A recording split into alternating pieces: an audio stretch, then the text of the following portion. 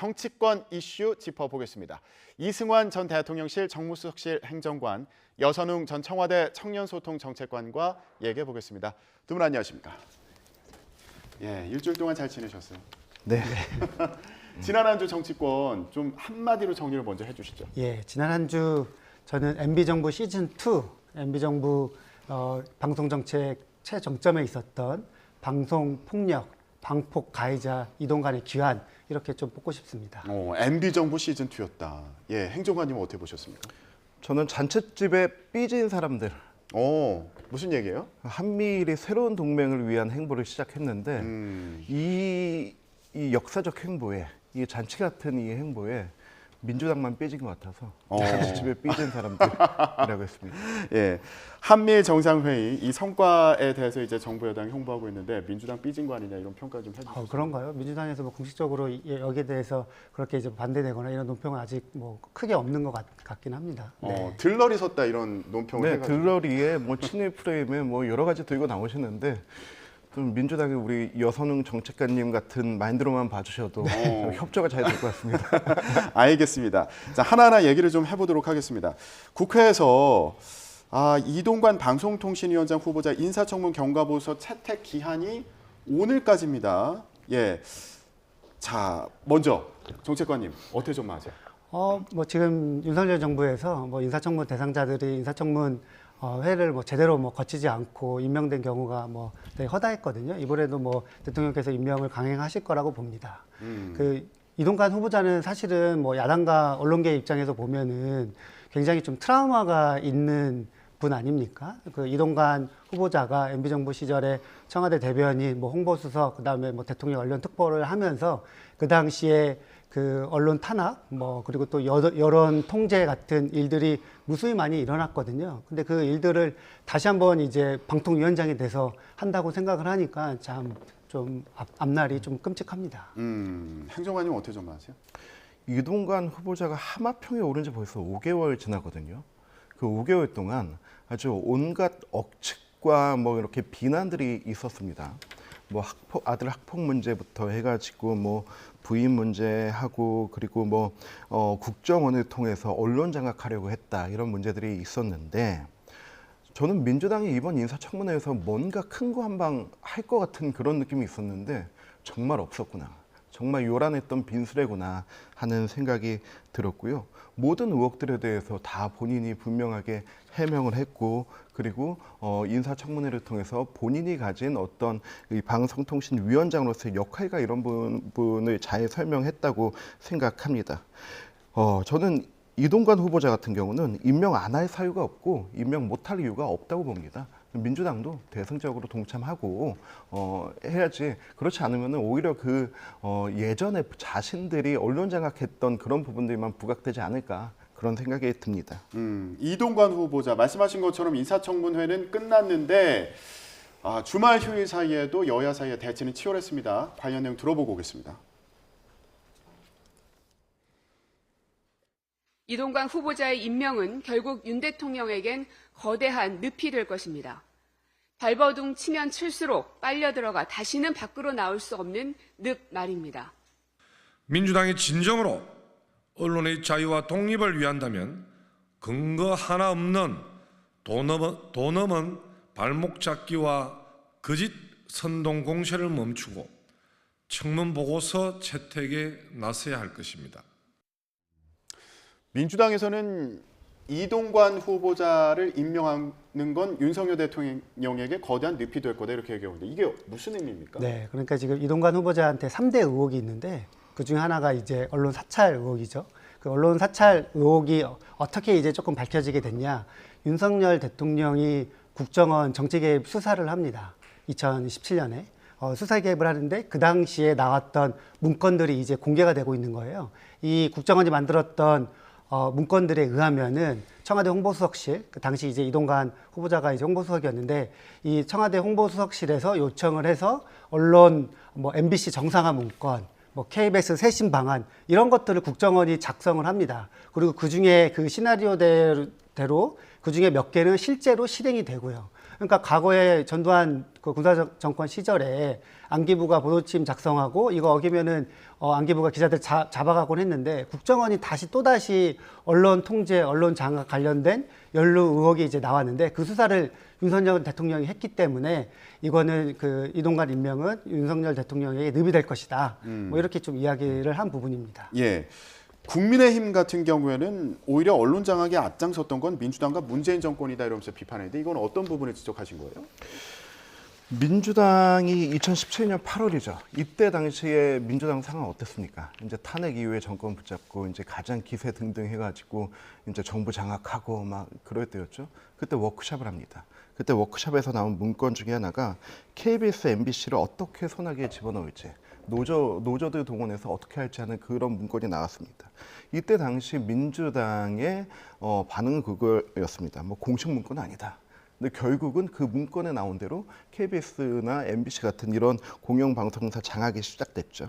강규영 KBS 이사 같은 경우는 김밥 한 줄 문제 삼아 내쫓고 그리고 언론노조 출신 인사들 다 경영진에 앉혀서 장악을 시작했던 거죠. 저는 고기도 먹어본 사람이 먹는다고 언론 장악 해본 민주당이 그걸 아니까 혹시 국민의힘도 이렇게 하는 거 아니야? 윤석열 정부도 이렇게 하는 거 아니야? 하면서 지레짐작하면서 오히려 더 두려워하고 있는 게 아닌가 생각하는데요. 윤석열 정부는 공영방송의 정상화를 위해서 힘쓸 뿐이지 이것을 우리가 장악하겠다. 다시 더 편파된 운동장을 만들겠다 하는 것이 절대 아니라는 말씀을 드리고 싶습니다. 오히려 문재인 정권에서 방송 장악을 했었기 때문에 오히려 더 걱정하는 거 아니냐 이런 지적. 그럼 문재인 정부에서 방송 장악을 했기 때문에 이번에는 이제 자기들이 정권 잡았으면 하겠다 뭐 이런 뜻으로 뭐 해석을 또 해도 되는 건지 모르겠는데요.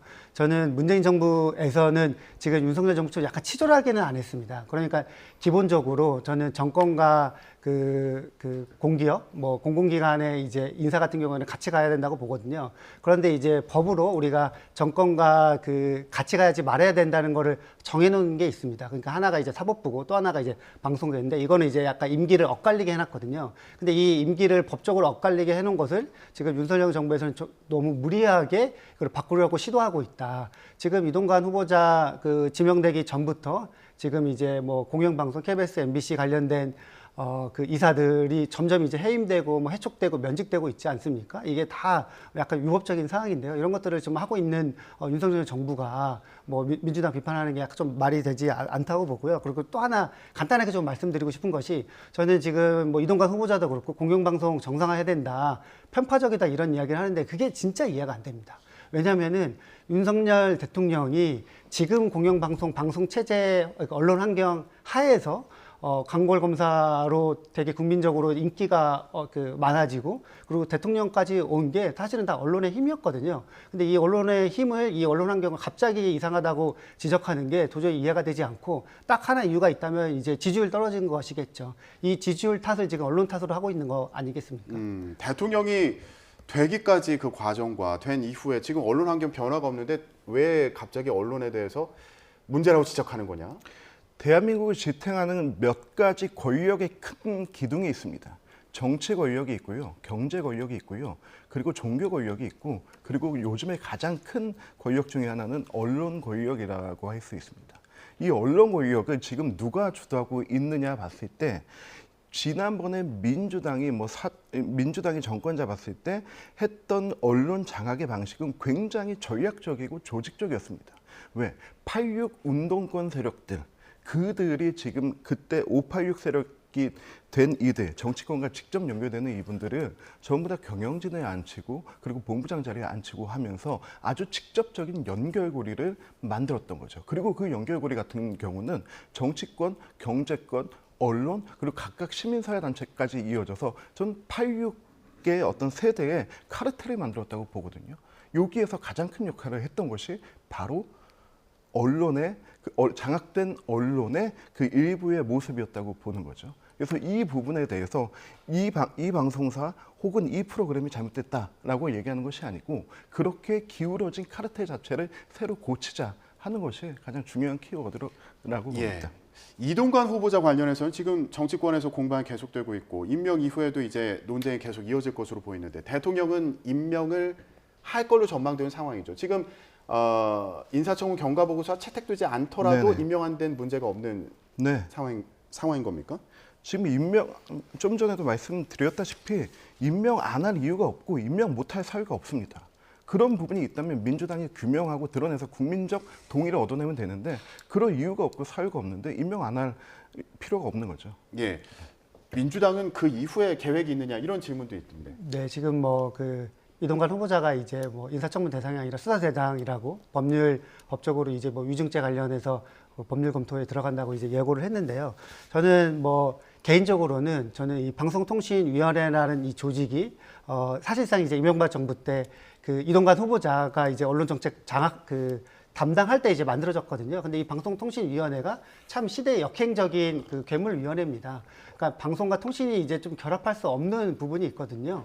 이 방송통신위원회를 아예 조금 조직적으로 좀 개편을 하거나 정책을 조금 많이 떼어가야 된다 이렇게 생각을 하고요. 저는 이동관 후보자가 방송 언론계뿐만 아니라 IT 통신업계에서도 굉장히 좀 두려워하고 있습니다. 그러니까 이동관 후보자가 그 이제 MB 정부 시절에 방송 정책 이제 담당할 때 그때 포털 규제가 엄청나게 심했거든요. 그 포털 규제라는 게 결국에 이제 네이버 다음인데 지금 네이버 다음이 이제 IT 기업이지 않습니까? 뭐 이 IT 기업들이 다시 이제 이동관 후보자가 온다니까 지금 다시 두려움에 떨고 있는 거죠. 실제로 과거에 이제 정권 비판적인 뭐 글들을 방통위에서 뭐 글 내려라 그리고 막 다음 같은 경우에는 세무조사하고 막 그랬거든요. 똑같이 이제 좀 예고되고 있다고 보여집니다. 예, 간단히 포털 규제에 대한 우려를 좀 지적해 주셨는데 이거에 대해서 좀 말씀하셔야 될 것 방통위원장 같아요. 한 명으로 언론과 포털이 장악될 것이다라고 생각하는 발상 자체가 민주당스러운 발상이라고 생각합니다. 그 한 명으로 인해서 절대 장악될 수도 없고 장악되지도 않을 거라고 보고요. 이렇게 이동관이란 하나의 특정 인물을 대상으로 해서 이렇게 두려워하는 것 자체가 이거는 굉장히 민주당이 해봤기 때문에 아는 거고.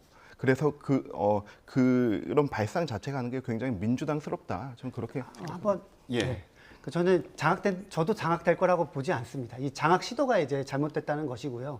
그 이명박 정부에서 그 강우병으로 논란이 있었을 때 인터넷 실명제가 실시되거든요.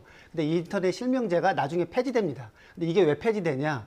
한국에서 이제 한국 기업들을 굉장히 이제 규제하고 이제 뭐 억압하지만 외국에서 갑자기 트위터라는 SNS가 나오거든요. 근데 거기는 비실명제입니다. 그렇게 이제 대세적인 세계의 트렌드 속에서 어쩔 수 없이 실행이 못 되는 과정에서 이제 퇴출되는데 지금도 똑같이 이제 어차피 장악이 안 되는데 장악 시도를 하려는 이 국민의힘과 정부 여당을 이제 조금 뭐 비판하는 것이죠. 네.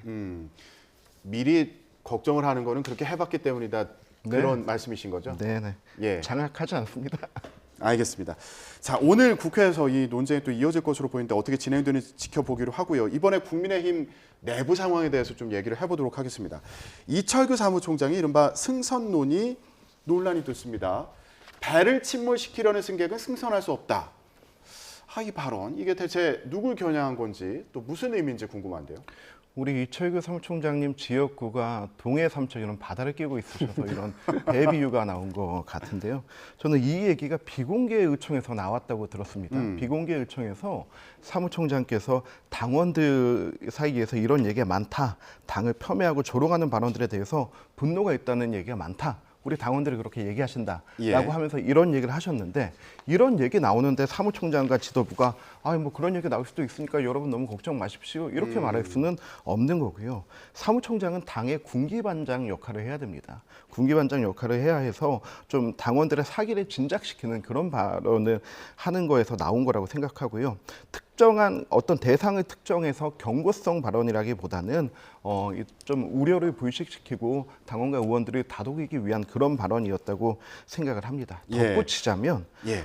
진상 승객도 승객입니다. 태워야 됩니다. 다만 테러범은 태우면 안 되는 거죠. 저는 그런 부분에서는 차이가 있다고 봅니다. 예. 자, 근데 하태경 의원이나 윤상현 의원처럼 언론에 나와서 당에 대해서 이제 비판 메시지를 내는 의원들이 대상이 된 거 아니냐, 겨냥한 거 아니냐 이런 얘기도 나오고 있는데 윤상현 의원 같은 경우에는 수도권 위기론을 강조한 건데 지금 지도부가 이거 수도권 위기론에 대해서 좀 체감하지 못하는 것 같다 이런 얘기를 하기도 했거든요. 그래서 이 수도권 위기론이 실체가 있는 거라고 보는지 얘기를 좀 해보도록 하겠습니다. 여론조사 결과 저희가 준비를 했는데 좀 보여주시죠. 자, 지금 NBS 조사 결과인데요. 자, 빨간색이 국민의힘이고 파란색이 민주당입니다. 서울에서 국민의힘이 32%, 민주당이 21%로 나타났고요. 인천, 경기에서 국민의힘이 33%, 민주당이 23%의 지지를 받았습니다. 또 다른 여론조사 결과도 보여주시죠. 예, 이 조사에서는 국민의힘이 34%, 민주당이 27%의 지지를 서울에서 받았고요. 인천, 경기 지역에서는 동률의 지지율을 보였습니다. 자, 행정관님, 당내 분위기는 좀 어떻습니까? 수도권 위기다 이런 얘기들을 좀 많이 하시는지. 아니 우리 국민의힘이 언제 단 한 번이라도 수도권 낙관론을 가져본 적이 없습니다. 지난번 총선 때만 해도 121석 중에서 겨우 16개 가져왔습니다. 그때 당시 우리는 이미 최악을 경험했고 그것보다 더 최악은 없을 거라고 생각합니다. 근데 여기에서 재밌는 거는 국민의힘 입장에서 수도권 위기라면은 민주당의 입장에선 기회가 돼야 될 텐데 지금 민주당에도 그런 호재의 여건들이 전혀 하나도 없지 않습니까? 지금 총선이 아직 이제 8개월 남은 상황에서 우리 당이 국민의힘이든 민주당이든 어떤 핑크빛 낙관론에 빠지기보다는 스스로 좀 위기론을 얘기하면서 좀 결집하는 게 더 필요한 시기라서 이런 얘기들이 나오는 게 아닐까 그렇게 생각하고요. 위기로 따지면 저희 국민의힘이 훨씬 위기죠. 그렇게 보십니까? 여론조사 결과를 보니까 민주당도 지금 뭐 안심할 상황은 아니다. 네. 이렇게도 얘기할 수 있을 것 같은데. 지금 총선 앞두고 다들 이제 서로가 위험하다 이런 얘기 많이 하거든요. 사실은 지금 여론조사에도 보셨겠지만 민주당이 더 위기입니다. 그 행정관님 말씀처럼 지난번 총선에서 민주당이 수도권을 사실은 이제 전석을 뭐 가져왔다고 해도 이제 뭐 그 과언이 아닌데요. 이제 민주당은 떨어질 일밖에 없어요. 그러니까 서울 같은 경우에는 국민의힘이 뭐 서울, 강남, 송파 뭐 이 지역 빼고는 다 거의 다 가져오지 못했거든요. 그런데 지금 민주당이 지금 뭐 대표 리스크 뭐 여러 가지 이제 리스크 속에 휩싸여 있는데 지금 최근에 이제 뭐 민주당 혁신위에서 혁신안을 내지 않았습니까? 예. 그 혁신안이 사실은 이제 현역 불만에 대한 이 국민적인 이 교체율을 받아서 민심을 받아가지고 낸 혁신안인데 이 혁신안을 제대로 지금 받아들일 수 있을지 수용할지 잘 모르겠습니다. 이 혁신안은 현역 의원 빼고 다 찬성하는 혁신안이거든요. 그런데 지금 현역들이 받아들일까요? 이거 없으면 사실은 이 혁신안을 받아들이지 않으면 예. 민주당 진짜 어렵다고 봅니다.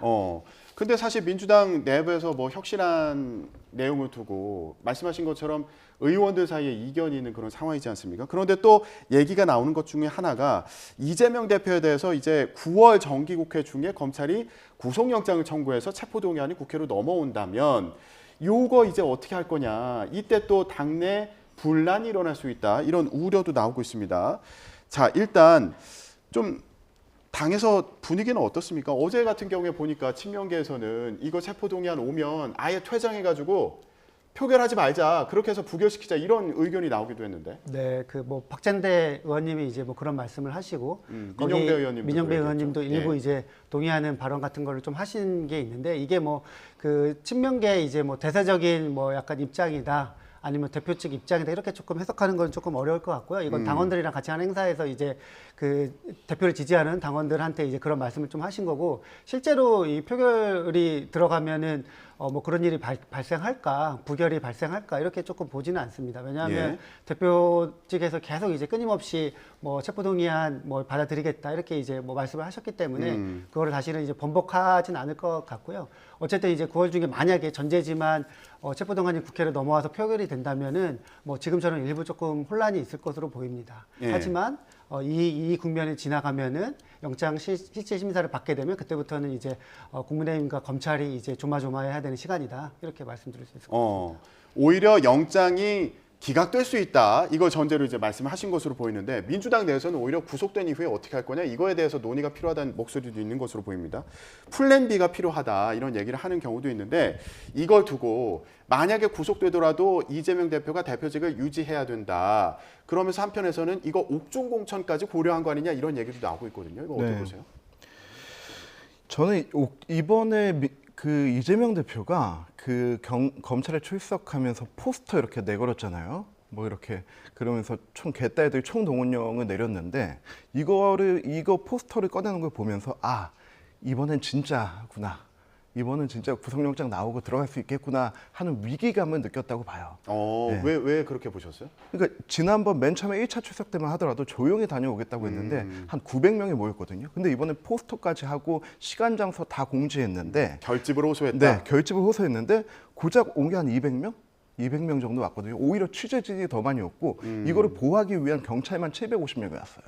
그러니까 이거는 이재명 대표도 예상치 못하게 너무 적게 온 거고 예. 경찰도 적어도 750명 왔으면 한 3, 4천 명 올 거라고 생각했는데 이거 이렇게밖에 안 왔네 하고 당황을 한 거죠. 근데 저는 이걸 보니까 이번에 이재명 대표도 이제 본인의 위기란 걸 본인이 잘 알고 있고, 근데 만약에 여기에서 총 집행유예 내렸을 때 정말 5천 명 오고 1만 명 오고 했으면은 체포동의안 국회로 넘어와도 의원들이 눈치 보느라 다 부결시켰을 것 같은데 이거는 부결도 어렵겠구나 하는 생각이 들었습니다. 그리고 어제 친명계 모임에서 박찬대 의원하고 그 민영배 의원하고 둘이 또 워딩이 달라요. 박찬배 의원은 나는 당당하게 부결 표결을 할 거다라고 했는데 민영배 의원은 여러분 쑥 나왔다가 표결할 때 쑥 나가면 됩니다. 퇴장하자. 네, 전략도 아직 나오지 않았어요. 근데 여기서 가장 재밌던 건 뭐냐면 정청래 최고위원의 발언이었어요.